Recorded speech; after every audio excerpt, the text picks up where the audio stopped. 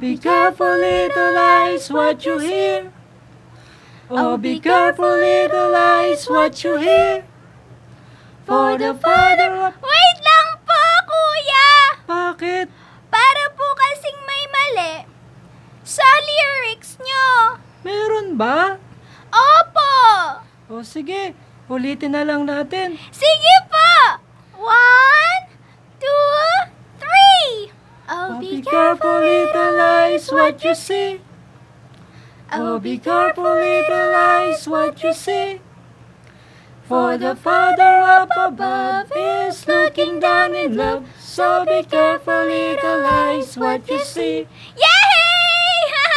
Tama na ba ako? Nakakatuwa po! Opo, Kuya Eric! Wow! Siguro pwede na ako maging singer. Opo naman! Hello mga apo, kumusta kayo? Hello po, Lolo. Mukhang nagkakasayahan kayo ah. Opo! Anong naman ang ginagawa ninyo? Nagkakantahan po, Lolo! Gusto niyo bang Maganda sumama? yan.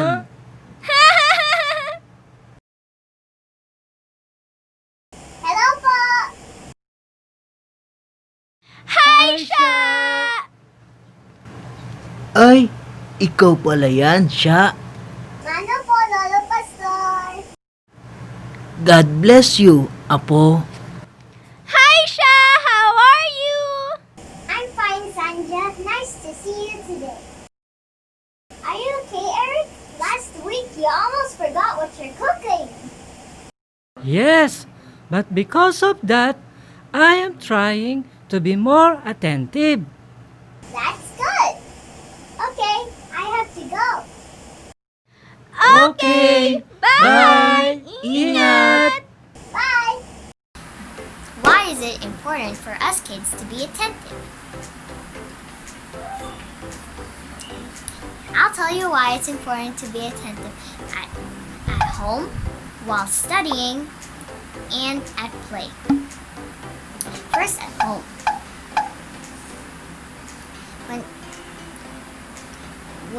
For example, when your mom or dad is telling you to do something,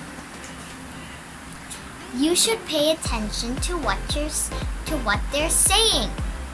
You should pay attention with your eyes, both your eyes, and listen well with your ears.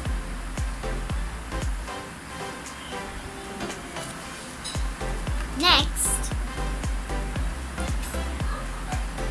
while studying.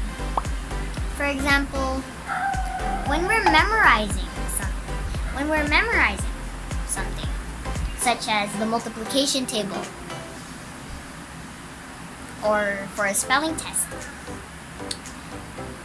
you should, if we're not attentive there, you can't memorize anything, and you don't realize that you've been there for hours just sitting and not reading. You keep getting lost. Next and last, final, at play. For example, when we're biking.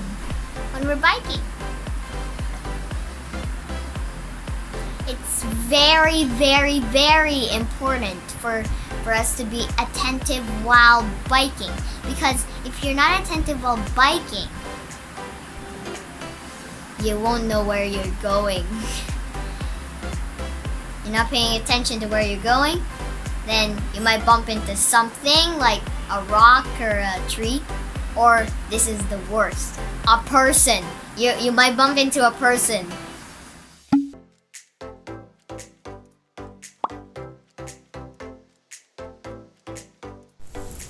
Hi, Ate Sha.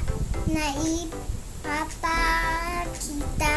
ko po ang pag-uukol ng pansin sa aking mama, papa at kuya sa pamamagitan ng pagsagot sa kanilang pagtawag sa akin.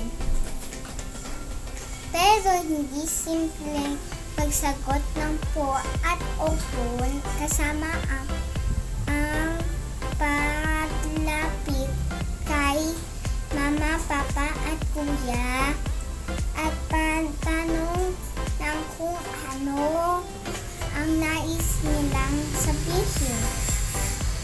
pansin?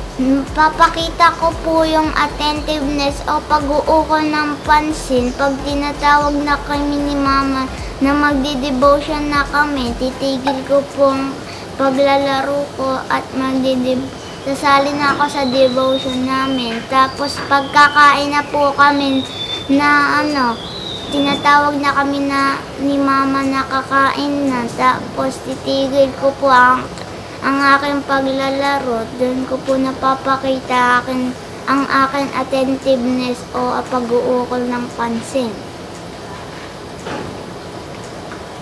If I am biking, suddenly Mommy or Daddy calls me, I will stop biking and go to them. I should pay attention to whatever they tell me because I love them. Okay, so that's why we should be attentive. We should always be ready to be attentive anytime, anywhere, everywhere. Anywhere, everywhere. Okay, bye. If you wanna be featured here at Values Avenue, please send us your picture and also your birthday so we can greet you. Join our songwriting competition. The winning piece will become the official theme song of Values Avenue. See posters for more details.